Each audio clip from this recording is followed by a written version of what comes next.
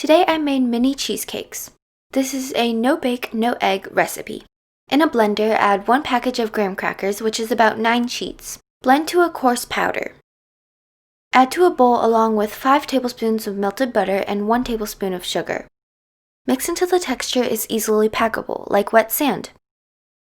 Prepare a cupcake pan with cupcake liners.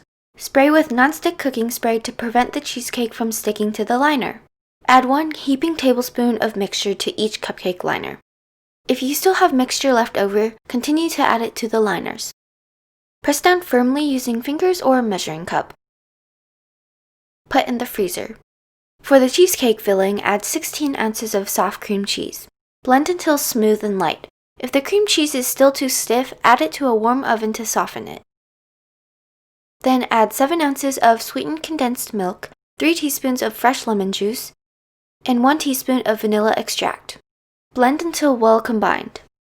It's ready when a spoonful doesn't move when flipped upside down. Pipe the filling onto the crusts. You can also use a spoon instead of a piping bag. Smooth the top with a spoon. Refrigerate for 24 hours or at least overnight to set. The next day, remove the paper liners. If they are still sticky, freeze the cheesecakes for 30 minutes to help the removal process. The smooth cream cheese perfectly balances the graham cracker crust. This turned out very fluffy and very delicious.